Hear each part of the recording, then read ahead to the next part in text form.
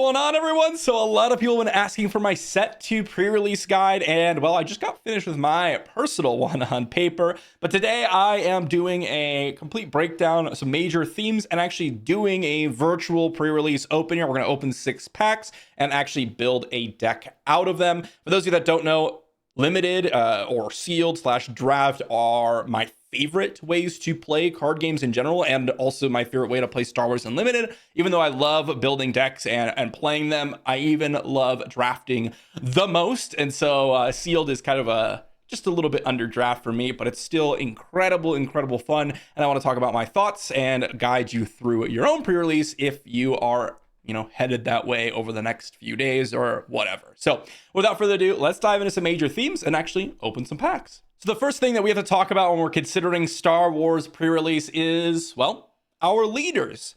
This is something that's very different from something like Magic, if you're used to that, as we have one card leading our entire deck. And a few things that I look for when I'm looking at my leaders are, well, are they heroism and are they villainy, which is going to lead into our second main topic. The color combinations I can acquire with them, like let's say I have a leader, it's strong, but well, are the color combinations where I want them to be? And of course, the power level of the leader specifically. If I were to refer to set 1, did I open a Boba Fett? And can I just play a Boba Fett because he's a 5 resource 4/7? Like, that's a pretty powerful thing. Is the leader action particularly important? Like in limited, usually a grindier actions like Luke's action or a Tarkin action can be a little bit more powerful than you're used to in normal deck building. So we have to kind of discern whether or not the action or the leader stats are worth playing. And between all of this kind of leads our entire overall deck building and our overall thought process, because even though you might have a really powerful certain card or a couple different cards,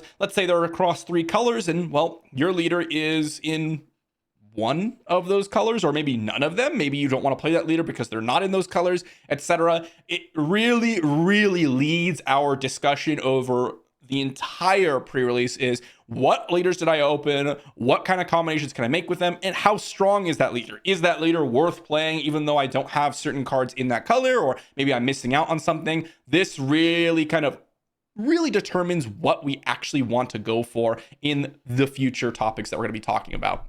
After we figured out our leaders, or at least a couple of potential prospects, the quantity of certain color combinations or certain aspects is absolutely the second thing you want to look for. For those of you, and I'm going to refer to Magic a lot because that's the thing I play the most outside of Star Wars Unlimited, you build a 23 card deck essentially in Magic and you put 17 lands into that. In Star Wars, you build a 30 card deck and every single one of those cards have to come from the pool of cards that you've opened. So oftentimes what you'll find in Star Wars is you need to have a major quantity of cards in order for you to even build that 30 card deck. Now, fortunately for us, you usually when you're opening cards, you have a main aspect and a support aspect. Your main aspect is the cards that, well, you open and you notice, oh, I have a lot of blue cards or I have a lot of green cards. That's going to be your main aspect, and you can either find a leader that matches that and that allows you to play any of the other cards, or you have a support aspect that's extremely powerful. Maybe you have a couple of really powerful cards in those aspect colors, like 2 or 3, but you don't really have a ton of actual quantity of cards. Well, maybe you play your leader, which is with that support aspect, and then you go with your main aspect, which is going to be your base, and you just get the actual quantity of cards that you need. Now, the penalties of not playing on color cards, of course, just makes it cost an additional 2 resources, which is doable potentially, but mind you, the decks usually aren't exceptionally slow. Like, the games do end, so you do need to make sure that you're playing cards at least somewhat on curve, so you don't just immediately get overrun by perhaps a little bit more of an aggressive deck. So you really do need to make sure you're playing a good amount of your cards on the aspects that you have so that you don't just end up paying a ridiculous amount of resources for each card. So quantity, extremely important. After we figured out what leaders we have and maybe we notice that we have a lot of green cards or a lot of blue cards, the third thing I look for is power level. What type of cards do I actually have? Maybe there's a ton of blue cards, but maybe they're not that strong, and that's where the main aspect, support aspect comes in alongside power. The first thing I look for is, well, do we have any bomb level cards? And what I mean by bombs is, are there any cards that can single-handedly win me the game? Do I have like a Crate Dragon? Or do I have, perhaps something like a Maul that can absolutely swing the game in my favor and allow me to just win the game if I get to those cards more often than not? The second thing I look for is common and uncommon strength. Of course, rares, yes, true, but generally speaking, the vast majority of your deck is going to be built out of commons and uncommons, and some of the commons and uncommons are extremely powerful. Think Battlefield Marine, right? A very unassuming card, but very powerful. Something like a Takedown, maybe a Vanquish, or something like that you're kind of used to seeing potentially even in your deck building, just in Premier format, but you look in the limited format and they actually end up being really, really powerful. The third thing is synergy. Now, this is really kind of relevant for your leaders. Like, let's say in set 2, you pick up a Bosk, and you're like, can I play Bosk? I mean, Bosk is a pretty powerful leader, but he doesn't actually do all that much if there's not a lot of bounties being generated or bounties from your opponent. Do I have like price on your heads or, rich rewards, things that allow me to put bounties on my opponent's units? If I do, maybe I have the synergy that makes, well, both the bounty cards and my leader more powerful. So bombs, coming on an uncommon strength, and synergy. And of course, synergy relates to the two previous ones. Are there extreme bombs in maybe a support aspect that I have to play a higher quantity amount of aspect cards and then play the support aspect that has those bombs? Or maybe I just have a huge pile, a large quantity of commons and uncommons that are decently powerful. Or maybe I have a leader that I really want to play and I look to, I have the synergy between these two aspects and I have cards that work with everything I got going on. Maybe that's the way I want to go. The fourth thing I'm going to look for is interaction. And what I mean by that is things that allow me to either stop my opponent's game plan or interact with their game plan so that I don't just get completely run over, or I can enact my own game plan. If this was Magic, again, I reference this a lot, this would be a lot higher. However, in this game, I think it's less important and more important to actually get the amount of cards that you need to actually build your deck. The first thing is removal. Do I have things like Takedown? Do I have things like Vanquish, Power of the Dark Side? Things that allow me to defeat my opponent's units or potentially interact with some sort of events or upgrades that they have going on. Sentinels, do I have ways to prevent them from attacking my base? Do I have a really powerful Sentinel like a cell block card or, Protector of the Throne that I can upgrade? Things like that. Space and ground. This is kind of unique to Star Wars in that, do I have enough ways to interact if my opponent goes all space? Like if I have a bunch of ground units that are really powerful, but I'm lacking space, do I need to make up for that with maybe some Power of the Dark Sides or takedowns? Or do I just have a nice even space ground split, which you probably won't. Usually there's a lot more ground units, but I have like maybe 20 to 30% of my deck space units, so that I can actually play space units, potentially trade with my opponent's space units, and I don't just get completely overrun in one arena. All these three things kind of add up alongside, okay, maybe I have a really powerful ground, kind of situation going on, but if they go space, I'm still going to lose. That's where interaction comes in. Or maybe I have a really powerful leader, but they don't actually have any of this interaction. Maybe I go on to another one. All of these kind of add up with the previous topics that we talked about, and they build upon each other. Following this one, we have one last topic to actually talk about. The last thing that I consider are off color or off aspect cards. Now, this is really, really important, especially since in Star Wars, if you've ever played Limited or Draft, there's going to be like anywhere from, 2 to like 6 different cards in your pool that you're either not excited about playing and they're in your colors, or you're playing them off color for more expensive costs. Now, the first thing that we have to consider, even more so than the ones I put up on the board, is in Star Wars, you could always resource a card. So if you've drawn an off color card and it's way too expensive for what you're trying to do, or if you've drawn a card that you put in your deck that's on your aspects, but maybe a little bit weaker, you can always resource them. So this is something that you do have to keep in mind, and maybe your card's bad for a certain situation. And it's the same thing with Premier, like, okay, I have this Battlefield Marine, but I'm on turn 6. It's not actually that good at this point, so I'm going to go ahead and resource it.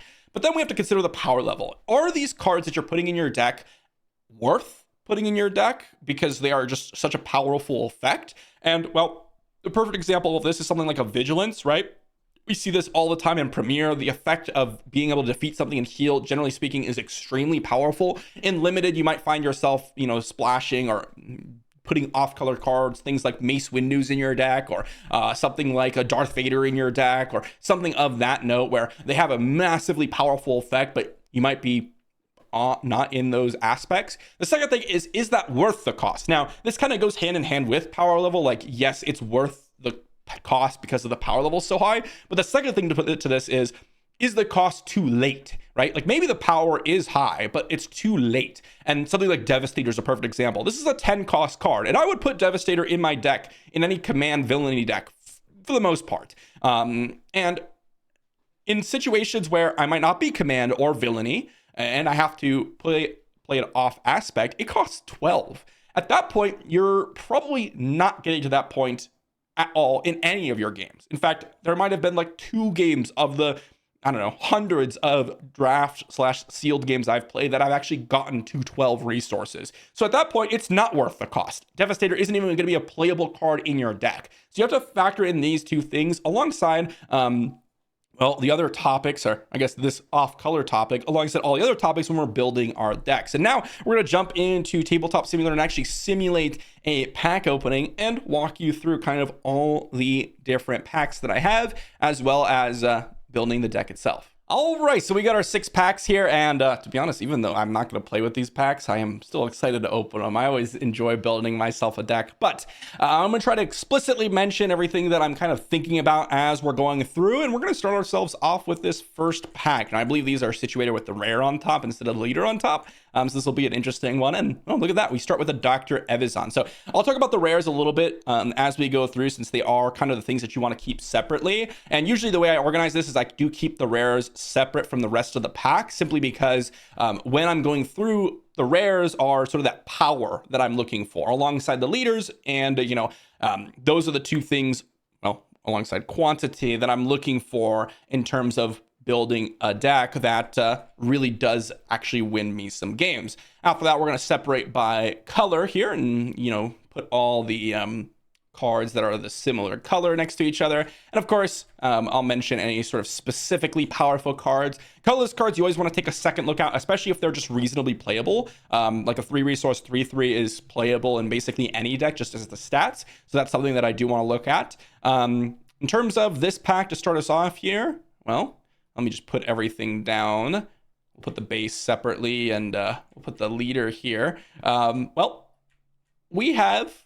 the card that I'm looking at the most, probably Timely Intervention. This allows me to give something ambush.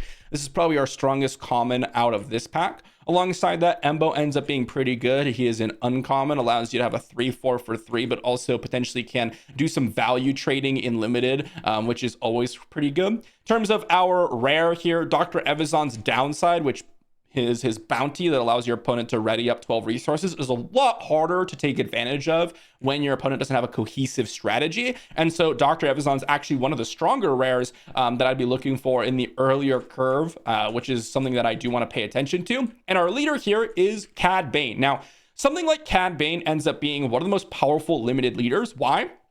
Because in limited, just getting extra damage on your opponent's units randomly is a lot more impactful, since there's going to be a lot of unit combat in limited. So I'm really, really happy with this leader. Also, I don't even know how to flip this guy. Well, let's go to the state 2. There we go. It's been a while since I've used Tabletop Simulator. But you can see here we have the flip side of Cad Bane doing even more damage on the flip side. He also has really high stats. And remember, it's anytime we play an Underworld card, which our rare is Underworld, it's also in the same aspects as our Cad Bane. So something that I do really want to keep in mind as we're going through. So Cad Bane, a pretty interesting leader to get us started. Move on to the second pack here, and I'll put this separately, and that is funny. So we have our second Dr. Evazan here to start us off. That is really, really important. Let's go ahead and move our cards around, and we have ourselves an Echo, which could be pretty impactful, pretty strong unit. Gamorrean Guards, Resourceful Pursuers here, the Grapple Shot, another colorless card we'll put off to the side. TIE Vanguard, another Marklunki. We have Nemo Outpost Sentinels, Tension Block Rescue, a base, which I think we could just move over anywhere because the bases don't matter. We'll just toss them aside. And then we got ourselves a Boba Fett leader. So again, rare, same thing as Dr. Evazan. The fact that I have 2 of them makes me really excited for Villainy Cunning, right? But other cards that are of note in the pack here, we have a secondary Marklunki, and normally as I saw the first one, not very exciting. But when you start to see, oh, I have quite a few Underworld cards I want to play, and including the Chain Code Collector, Resourceful Pursuers is not an Underworld card, but getting duplicates and maybe going Underworld strategy with Cad Bane, these cards become a little bit more exciting. Echo is just a 4-resource 4/4 with Restore 2, which can be pretty powerful. Outside of that, I'm looking, and well, green seems to be potentially one of our higher quantity colors, and we'll start to mix them together as we go a little bit later. In terms of blue cards, Nemo Outpost Sentinels might not be that exciting, but it is a Sentinel, so that's extremely relevant. And Detention Block Rescue can be good. In terms of our colorless card, well, it does synergize with Bounty Hunters, which we might have because we're in yellow. Our leader is a powerful card, and there is going to be a lot of keywords, right? Look at Echo, look at Freetown Backup has Smuggle, so that can be relevant. And it is a pretty powerful leader on the flip side as well, as a 6 to deploy 4/7. So that is a decently strong leader as well. Let's move on to the next pack here. And we got ourselves, well, looks like a Heroism green rare to look at. We have General Riken. I'll talk about this guy just a little bit here. 5/7 that comes into play and gives Sentinel to something, even himself, or if it has something has Sentinel, give an experience token, is actually quite solid. It's nothing like extremely powerful. If you have a lot of Sentinels in your deck, it can be pretty strong. A 6-resource 5/7 is reasonable stats, so nothing too crazy strong, but kind of on a similar power level as Dr. Evazan. Normally, your later drops end up being a little bit stronger in limited because you'll get there more frequently. Cassian ends up being pretty good, as it's a card that there we go. You can play out of your Smuggle pile, which ends up being pretty relevant in limited. Detention Block Rescue. We got ourselves a Warbird Stowaway. Surprise Strike looks pretty good. No bargains. We have our first color card, just a Heroism or Villainy card. Chain Code Collector Part 2. There's a Wookiee Warrior. We have ourselves a Wanted. Oh, come on. I ended up piling them all together. Oh, no. Hold on. Let me just fix that. We got Surprise Strike, Super Commando Squad, No Bargain, Chain Code Collector, Wookiee Warrior, Wanted, Cargo Jugs, Unexpected Escape, another base we can throw away, and our second Boba Fett leader, which obviously is not that exciting. Here, the noteworthy cards. I think that in general, the Surprise Strike can be pretty nice, just as a high value aggressive card. I didn't mention Chain Code Collector earlier, but if we are in a situation where we do have a lot of bounties, then Chain Code Collector actually does get pretty nice.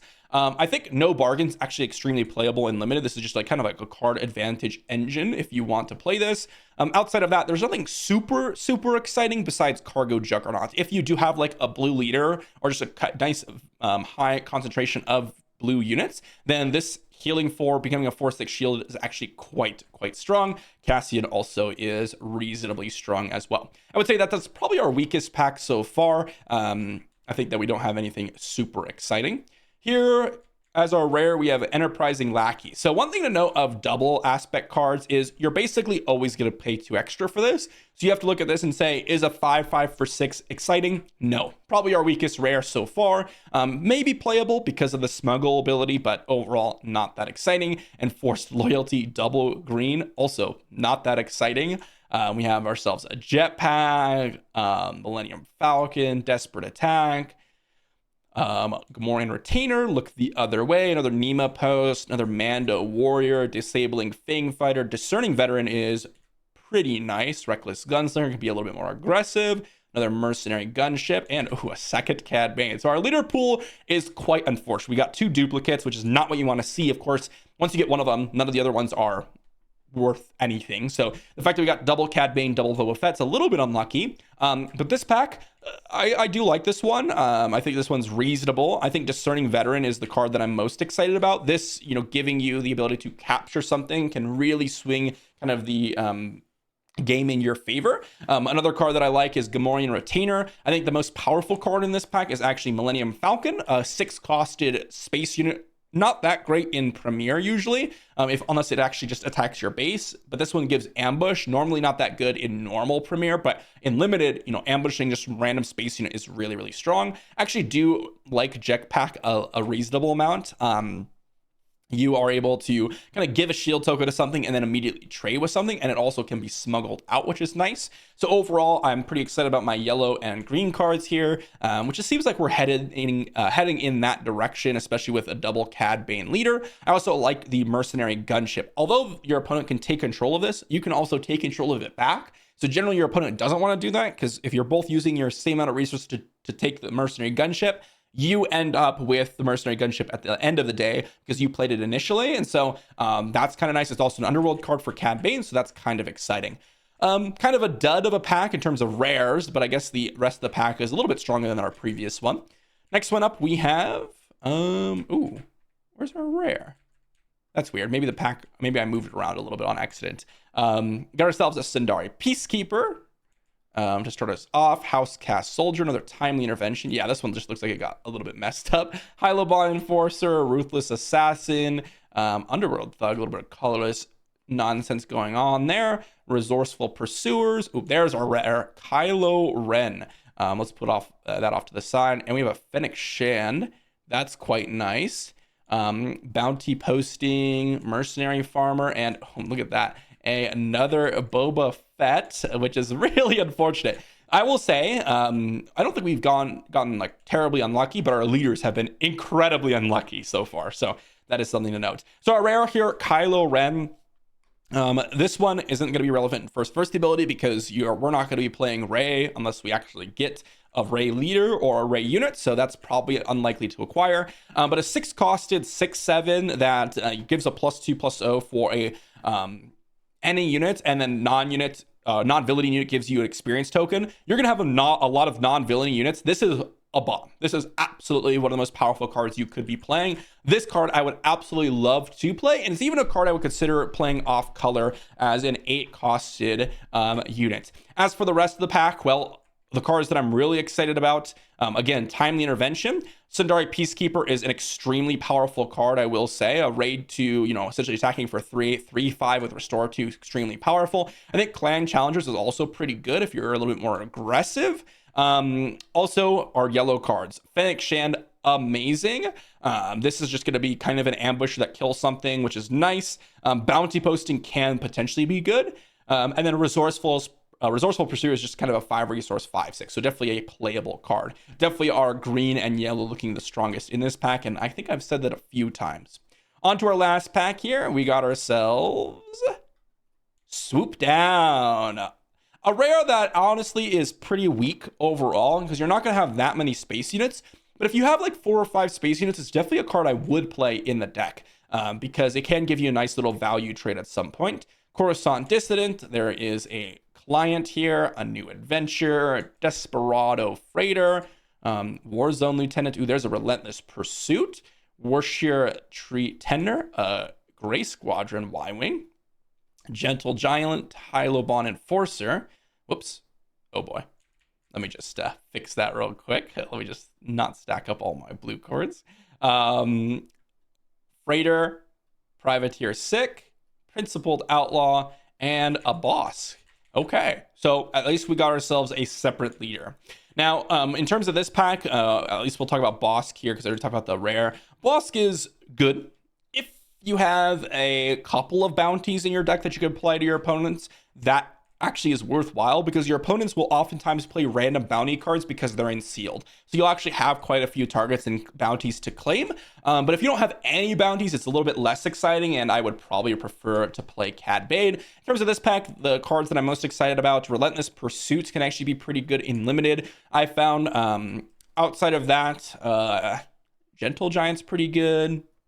The Client is pretty good. Desperado Freighter is pretty good. But in terms of our leaders, we have, well, these three essentially. We could just toss these guys. Let me get Boss back here. I know I'm just throwing cards around, but I think it's fun to watch. Let me just toss the Boba Fett's off into the distance.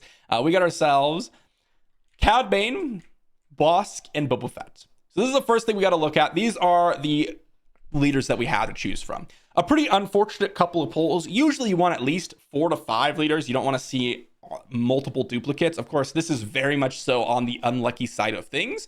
But I think the two clear ones that we're looking at are Cad Bane and Bosk. The reason being is if we look at our rares here, we have a lot of well, villainy cards to choose from and not a lot of heroism cards. Now, granted, we could potentially play the villainy cards off aspect, but Dr. Evazan does not look good off aspect.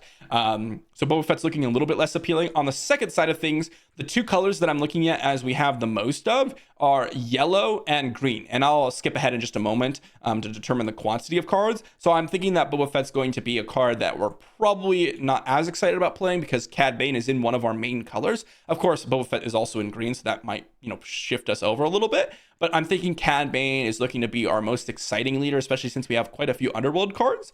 But with that said, I'm going to skip ahead and move all of our cards kind of in a single pile so that we can kind of look at them together. All right, so here we are. We got all the cards kind of separated by colors. We can actually see how much of a certain aspect that we actually have. And going through it, I was actually a little bit surprised. I guess I overestimated how many green cards we actually have. Green and red are pretty similar in how many options that we have. Blue and yellow are actually our most dominant color combinations. And that's kind of exciting, especially since, well, Cad Bane is one of the leaders that we're looking to go to. So a lot of yellow cards and a lot of blue cards, although blue is going to be definitely a secondary color. So if we're going to go into blue, it's going to be our secondary color, which means that we need to have enough cards between blue and our main aspect in order for us to build a deck. In terms of heroism, villainy, like do we want to go towards one of the villainy leaders or a heroism leader? Well, we kind of have an equal amount of playables in either one. All four of these cards are reasonable to play, and so I'm not pushed in either direction. In terms of colorless cards, well, we actually have kind of a couple of them that are a little bit more exciting. Underworld Thug is even an Underworld card, which, puts me a little bit closer to Cad Bane. And then here are our rares. Now, one of the rares I'm going to put actually in just the straight up green pile is Enterprising Lackeys. And the reason I'm doing this is because it's a rare that is not that great. And it kind of acts as a common / uncommon, whereas all 5 of these are a lot more exciting. So they're actually a card that pushes us in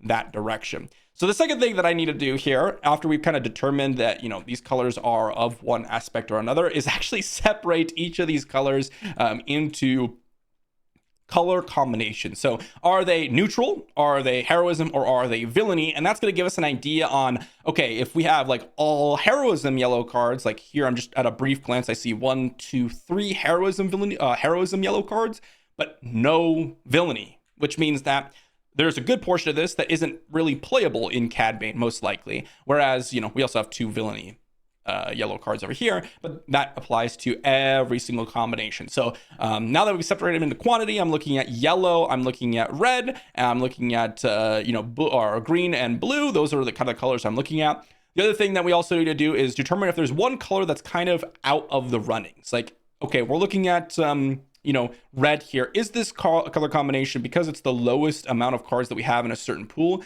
even worth looking at? So real quick, I'm going to look at the cards here that are, reasonable to play, but maybe a little bit weaker, and see if that's even worth playing. So the cards I'm excited about in red are like Disabling Fangfighter ends up being pretty good. Clan Challengers, Desperado Freighter is reasonable. Housecast Soldier is reasonable. Wanted Insurgents can be okay. So that's something that I'm looking at. Another Housecast Soldier is okay. Detention Block Rescue is okay. Cassian Andor is obviously quite good. Night Owl Skirmisher. So these are kind of the red cards that I'm looking at. And I don't think that it's bad enough or like light enough between this and the color quality of cards to where we can actually just completely eliminate red from our pool. Sometimes you have a situation where you have like half this many cards in a color, and you can just be like, all right, well, that's not playable really. But in this case, there's actually a reasonable amount of cards that I'm okay with playing, or that they're actively good, that I don't think we can immediately cross off red from our list. And sometimes you can. So I think that we do have to sort them and kind of go in another layer. So let's go ahead and sort them all by aspect, specific aspect, not just, blue, red, yellow, green, and I will be right back. All right, so I've sorted them by aspect, specific aspect now as well, and I've also done something else. I've pulled out any card that I deemed what I consider unplayable or fringe playable. What that means typically in sealed or limited is it has too specific an effect that usually won't happen in limited, or it doesn't do something that you typically want because it won't work with, well, having a bunch of random cards. Take a New Adventure, for example. Generally speaking, you're not going to find cards that have many when played abilities that you can actually make a New Adventure work. Something like Unexpected Escape, where you can exhaust a unit, but there's not really going to be a lot of capturing going on. Generally speaking, this is more of a sideboard card where you can swap it into your deck afterwards. Something like Warzone Lieutenant, a 1 resource 2/2 is almost not playable ever, unless it does something like Spec Force Soldier. And then just, again, in general, cards that have too weak of stats are just not really playable unless in specific scenarios. And we can go double back here if we end up in a situation where we do find that we're in a deck that might want to play them.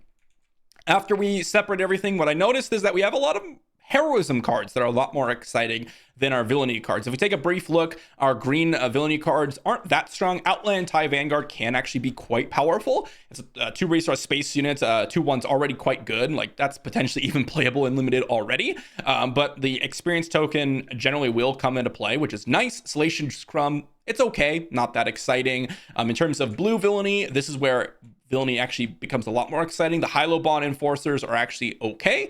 They're not particularly exciting, but the ones I'm really much more excited about are Super Commando Squad, 5 resource 4/4 shielded Sentinel, and then, well, becomes just a 5 resource 4/4, and then a 3 resource 2/5 shielded that also allows you to potentially heal a ton.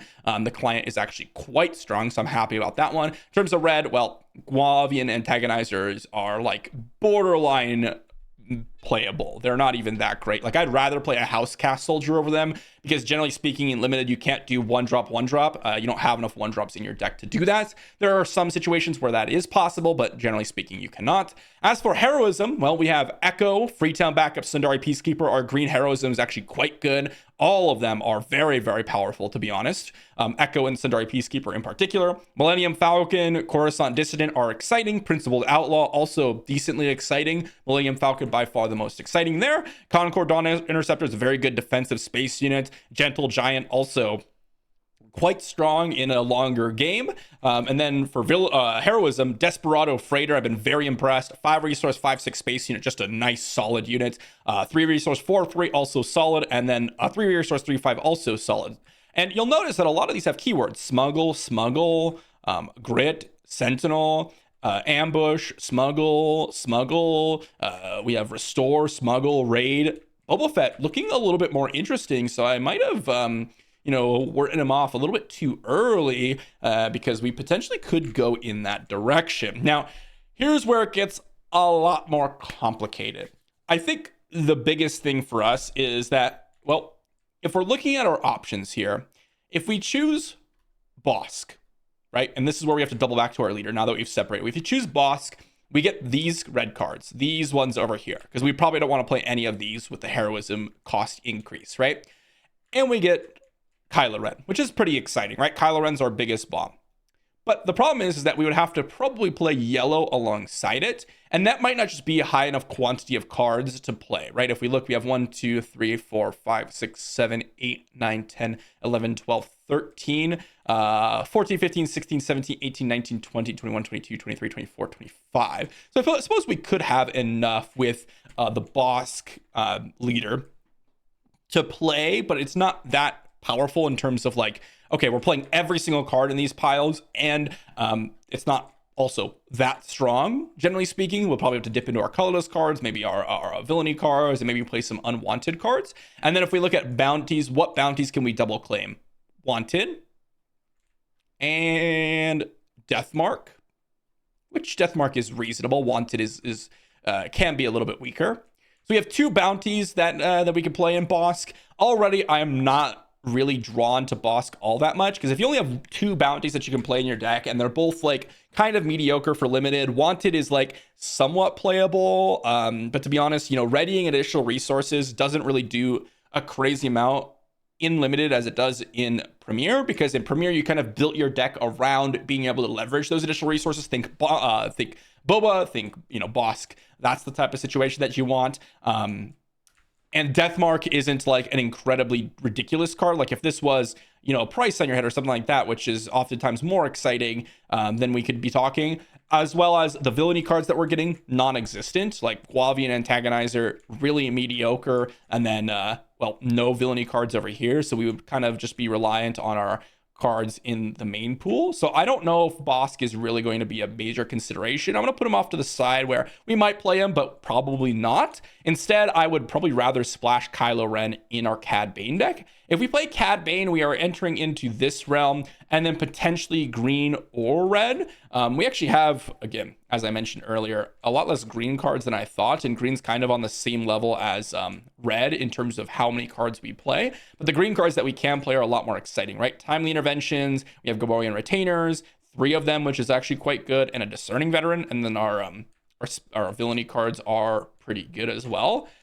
But honestly, we also don't have that many cards in villainy. As I mentioned, a lot of our heroism cards, we just have a lot more. We could also go like Cad Bane blue, but we have a lot of upgrades in blue, like Foundlings, Vambrace Grapple Shot, which I think are kind of on the weaker side of things. Nemo Outpost Constables and Cargo Juggernaut being our most exciting ones. We do get the Clients and the Hilo Bond Enforcers and the Super Commando Squad, which could be interesting. But again, I double back to Boba Fett because of how many powerful heroism cards we have. Now, we would be missing out on Dr. Evazan's, which is a very, very solid deck of card for our deck.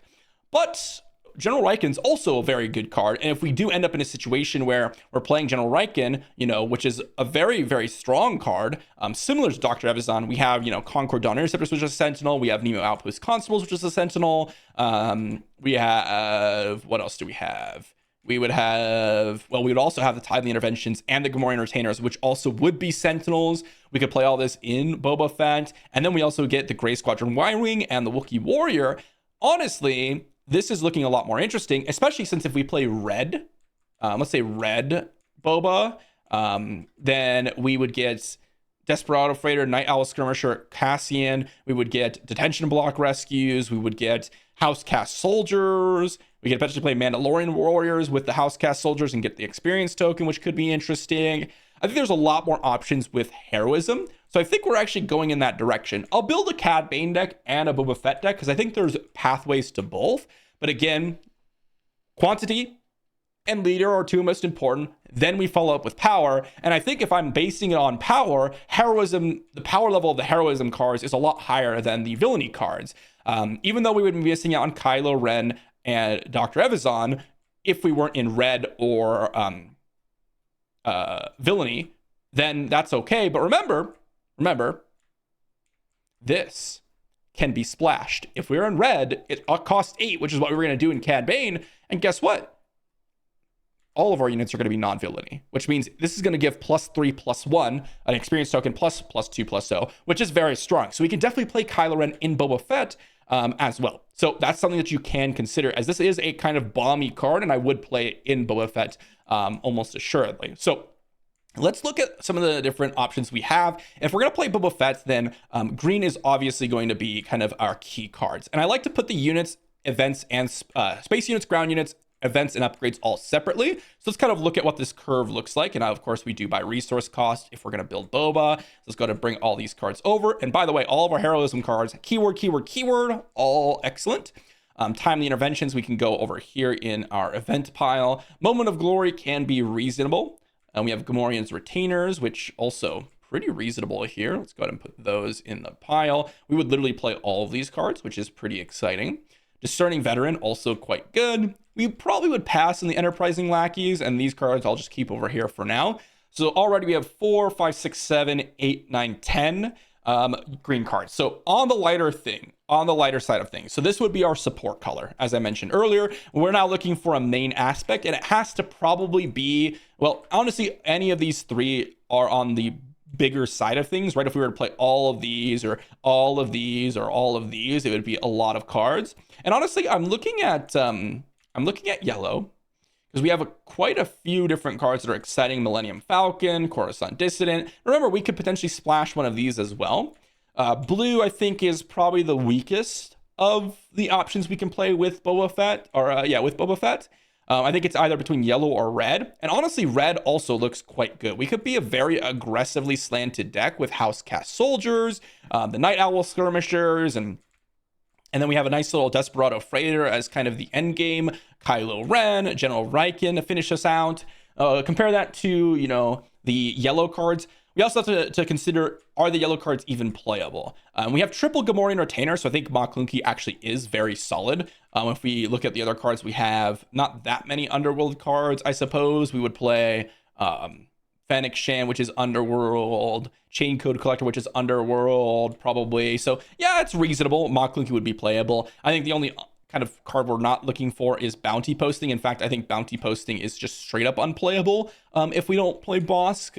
We only have Wanted and Deathmark as our only two options, so we'd have one card to search with Bounty Posting, so that's not really an option.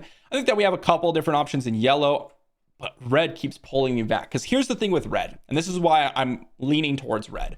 We would be able to incorporate these Mandalorian Warriors and Mercenary Gunship and Underworld Thug in our deck potentially in any deck. Mandalorian Warrior is playable as a 3 resource 3/3. It's not exciting, but it's decent. However, if we have House Cast Soldiers, if we have Boba Fett, remember if we go into a state 2, you could see this guy's just Underworld, so he's not a Mandalorian, right? So we kind of need to find other Mandalorians if we want to get the value off this. We already have Sundari Peacekeeper. If we add House Cast Soldiers and Clan Challengers, right, we now have one, and the Disabling Fang Fighter. 1, 2, 3, 4. Is this a Mandalorian? No, it's just Underworld. So 1, 2, 3, 4, 5, 6 Mandalorians. That's actually a really high amount of Mandalorians for our Mandalorian Warriors. If we were to play any other style, like let's say yellow, we don't really have that synergy. So I think going for red here makes a lot of sense. And by the way, if we were to play, let's say, Cad Bane red, we wouldn't have that same option at either. I suppose we would have had the red Mandalorians, but we wouldn't have had the Sundari Peacekeeper, which lowers it a little bit. So I suppose, yeah, we could have that Mandalorian synergy with Cad Bane red. But we would be forced to play red, which we would lose out on any of these blue cards. So I think this is actually looking a lot more exciting. So I'm going to pull over all the cards that I consider reasonably playable here. Obviously, the Guavian Antagonizer is not exactly a card that we want to be playing, but all of these can come over here, and then we can start incorporating them into our deck. Again, I'll put the events off to the side. We'll put Deathmark kind of in that same category, Desperate Attack, Detention Block Rescue, another Detention Block Rescue. 3 damage for 3 resources is reasonable. Not exciting, but reasonable. Let's put the House Cast Soldiers there. We have Clan Challengers, a Reckless Gunslinger, Wanted Insurgents is fine. This one's risky though, so we do potentially want to cut that. Space Units down here. Cassian Andor, Night Owl Skirmisher. Again, the Detention Block Rescue. Let me fix that. Come on. Really? You're going to do that to me? Come on. All right, whatever. I give up that. And then we have the Mandalorian Warriors and the Mercenary Gunship. I don't think I want Underworld Thug. We have a lot of 2 resource plays, and we don't want too many of them. So Mandalorian Warrior goes in here. Boom.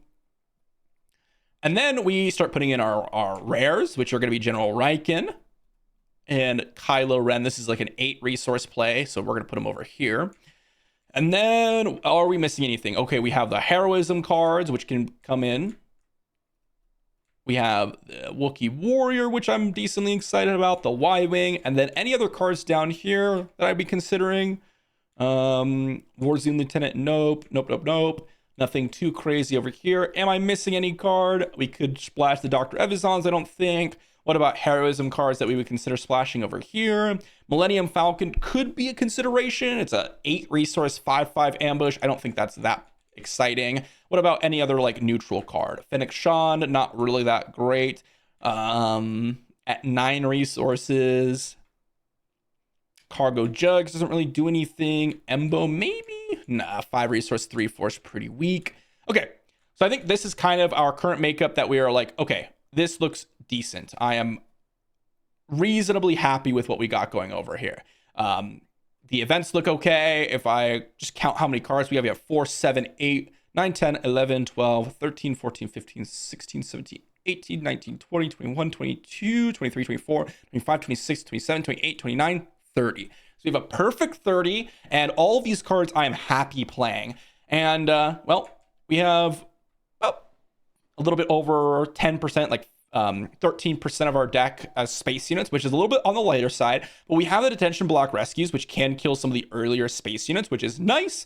We have a little bit of draw here. Desperate attack, there's going to be a lot of creature combat or unit combat, especially with a Boba Fett here. We have Moment of Glory, which is okay, not exciting, but timely interventions can be kind of good. Timely intervention looks pretty good here. This ambush can be really relevant, especially with our grit units like Wookiee Warrior and potentially even General Riken if we get that down. Clan Challengers is also really good. We have a decent top end. We have a nice curve, early plays followed up with 3 resource plays. The Cassian Night Owl skirmishes gives us a little bit of smuggle potential later on. We have a decent space arena, not great, but decent. And then we look at Boba Fett and we look at how many keywords do we have. Well, if we have the Gamorrean retainers in here, which we will, this doesn't actually get Sentinel until we actually enter the battlefield. So this doesn't actually work with Boba Fett. That's something to keep in mind. But we have Reckless Gunslinger. We have Freetown Backup. We have the House Cast Soldier. Where did you go? Retainer. There we go. We have the House Cast Soldier. So it's 1, 2, 3, 4, 5, 6, 7, 8, 9, 10. I guess 10 units. So 10 out of our 23. That's not terrible. And remember, this Boba Fett is just going to get a nice little bump for any keyword unit. And besides, our keyword units are the units that we're going to want to prioritize anyways, because if you look at them, they're Mandalorians typically, or units that we want to play early on anyways, so we're going to want to focus on them. And then they just get a flat +1/+0, which can be kind of nice. If we were to play Cad Bane, if you look here, we have one, I'll say Cad Bane, green, 1, 2, 3, 1, 2, 3, 4, 5, 6, 7. So 7 cards that were Underworld. So yeah, it's comparable to synergies with Cad Bane. I think Boba Fett has a reasonable amount of synergies. And remember, because we have so many 2-drops, we're actually going to be able to leverage the keyword from Boba Fett and actually potentially trade up with some units, or just get in for a lot of damage. So this actually looks like the deck I would start off with. This is the deck that I would be looking at and be like, okay, I'm quite happy with this. We have some powerful threats later on in the game with Kylo Ren and General Riken and Clan Challengers. We have a good amount of removal cards and detention block rescues, and I would consider timely intervention kind of like removal. Discerning Veteran also, this just straight up captures a unit, so we can capture a ground unit if we choose to do so. We have a nice statted leader that comes down at a reasonable time, and then we have a good early game curve. This is a deck that I would consider more aggressive and kind of try to curve out on our opponents and defeat them before they can really get their foothold in the game, especially with something like a Mandalorian Warrior and a House Cast Soldier. Suddenly you have a 3/3 and a 3/4, and normally that 3/4 can actually kill off your opponent's early unit and not die with it. So that can be pretty powerful. And then, we have a really nice kind of solid situation going on with Boba Green. Now, this is one deck, and that's kind of what I would go in with. And honestly, for me, I believe that while you can play multiple different decks, there is one best deck in your sealed pool. That is the best deck in terms of overall against your matchups, because you shouldn't know what your opponents are playing, so you should go in with your best deck. Now, on another note, I do want to see what a Cad Bane deck looks like, since we do have our Dr. Evazons and our swoop downs. So I will go ahead and build that up here as well. And that means that we're going to be putting our Mandalorians back. Let's just go ahead and redo that. Put our colorless cards together.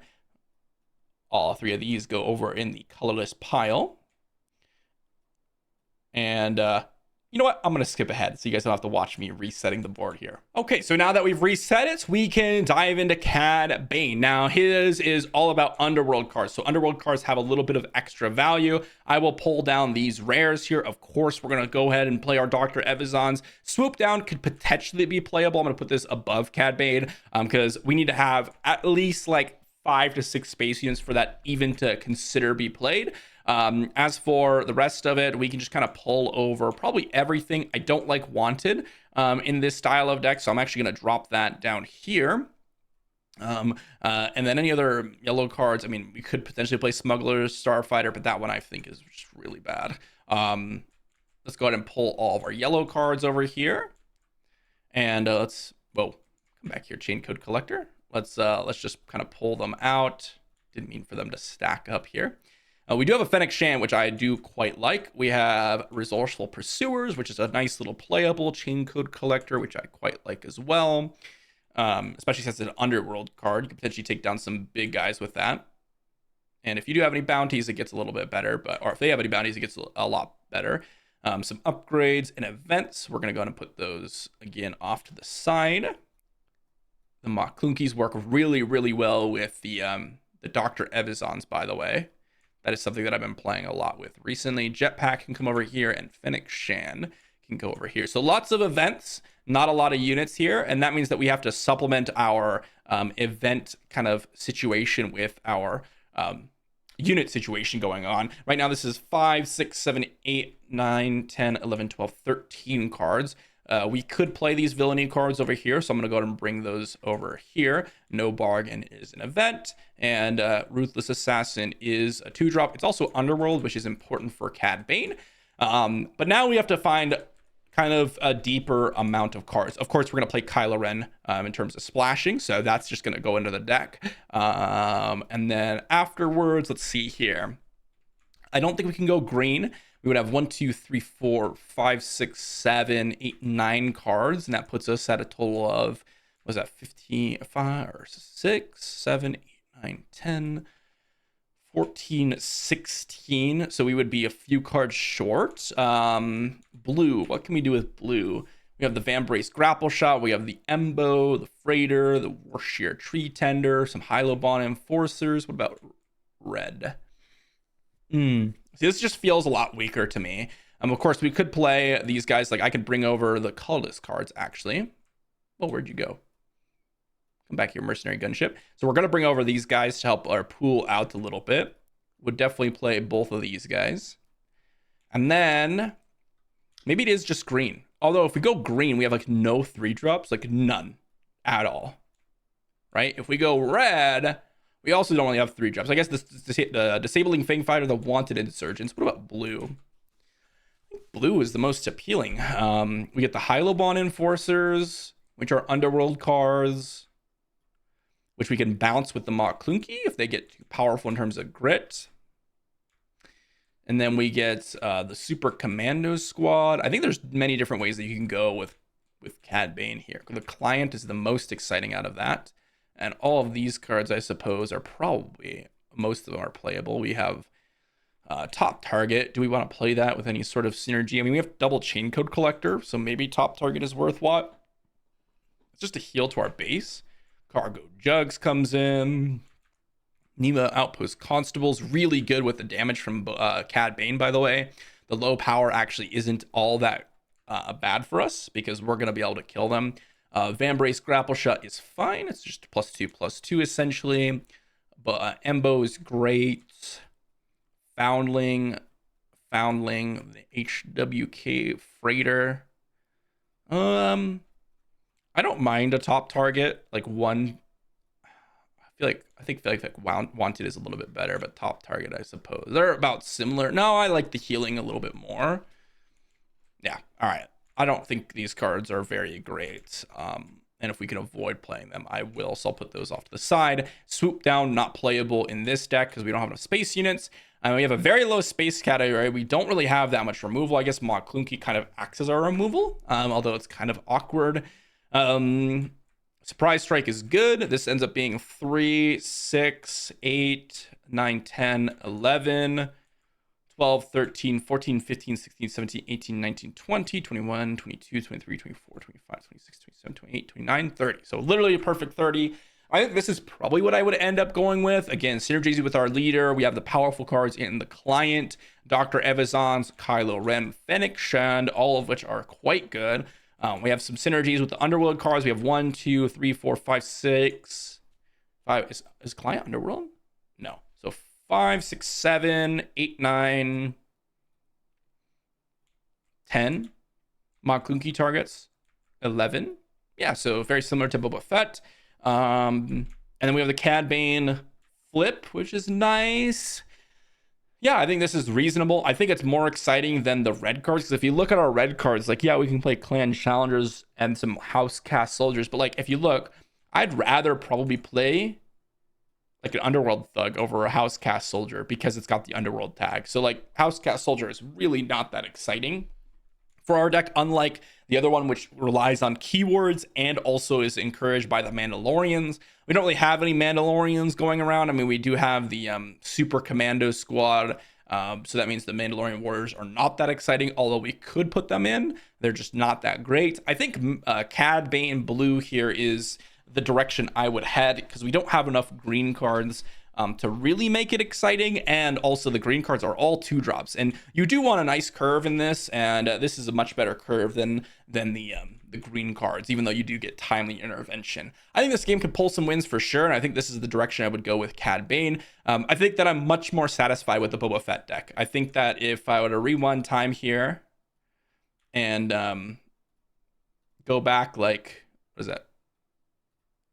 Go back like a lot more time.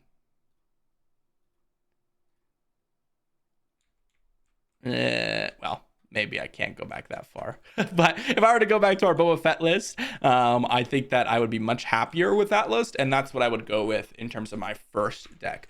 But that's kind of how I would go through the sealed pool, organization-wise and the power level of cards. I think the thing that swapped me over, initially I was like, I don't think we're going to go with Boba Fett. I don't think we have enough cards, but that's kind of the idea of sealed pool and organizing, right? As soon as I started to pull out the green cards and I realized, actually, we don't have an insane amount of green cards. And more so, a lot of our cards end up being heroism cards. Like, if you look, like, all of our yellow cards are basically heroism. Of course, I mean, we have the double Dr. Evazan, but those are our rares, which are supposed to be the power level, you know, of our deck. And with green, of course, I mean, we have Echo and Sundari Peacekeeper and General Riken, which are all really, really good. Even Freetown backup in limited ends up being quite good. So overall, guys, this is kind of how I would build the sealed pool. So hopefully this is something that helped you all out. I know I ended up making this video a lot longer than I thought it would, but maybe this gives you an idea on how I would go through the deck building process. And of course, well, sealed is very fun, and I might actually do a tier list on like draft and such. Let me know if that's something that's exciting to you all. But that's kind of going to be your guide to your pre-release. Hopefully you get some W's by building the best deck possible and winning every single game. Thanks for watching, everyone. Hopefully you enjoyed, and I will see you all for the next one.